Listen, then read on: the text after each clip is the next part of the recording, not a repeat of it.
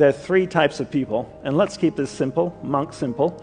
There are uplifting people, there are neutral people, and there are not uplifting people. Okay? Let's define what this is, okay? What they are. An uplifting person, I spend 5 minutes with an uplifting person, I walk away, I feel great, and go like, wow, that was an amazing conversation. A neutral person, I spend 5 minutes with them, I walk away, I'm still the same.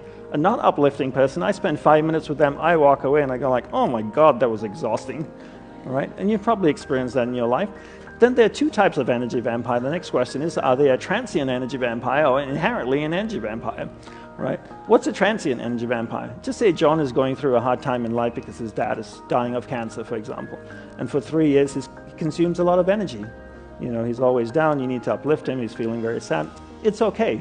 You give him that energy because he's your friend, and that's what we do. We express compassion, empathy, and love, and we support our friends during difficult times. What's someone who's inherently an energy vampire? Someone who's inherently an energy vampire has always been this way. So how do we deal with someone who's inherently an energy vampire? My guru taught me the best way to do this is to practice the art of being affectionately detached, but always kind, gentle, sincere, and loving towards them. What does this mean? So just say John is inherently an energy vampire. I live in New York City. I'm walking down Fifth Avenue. I see John walking towards me. What do? Do I cross the street? That's not very nice. I meet John. John meets me. What do you say when two people meet each other? I know what you guys say in Australia. G'day, how's it going, mate? Right? Do I say that? No. Do you know why I don't ask how are you? Because I don't want to know.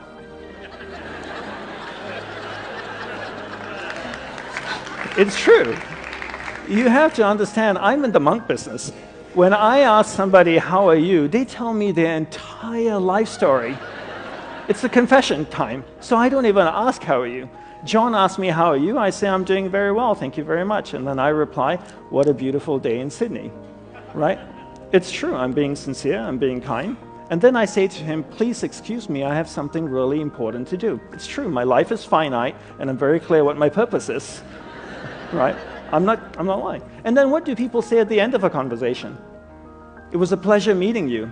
Actually, it wasn't. Let's do lunch. Why? See you later. Not really, don't want to.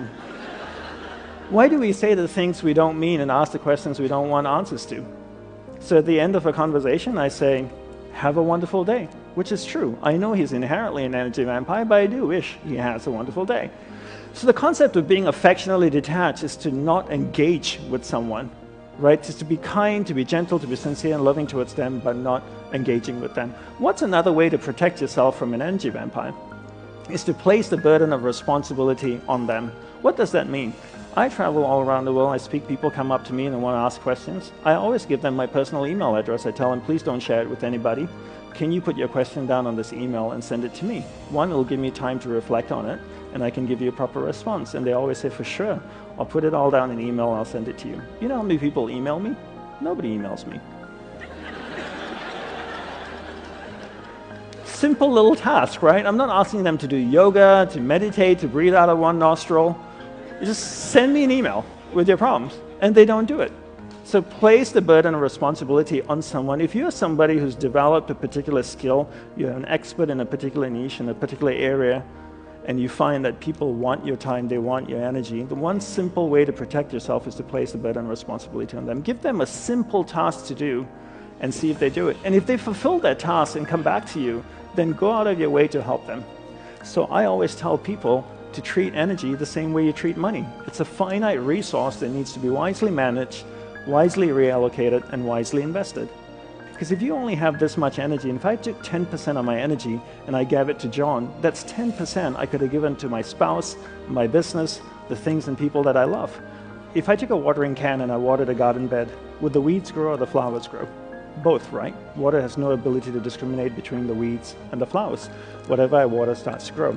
Energy is the same way as well. If I took energy and I invested it into something negative, it will grow and become more negative. If I took energy, invested it into something positive, it will grow and become more positive. Energy has no ability to discriminate between what's positive and what's negative. Whatever you invest energy into starts to grow and manifest in your life.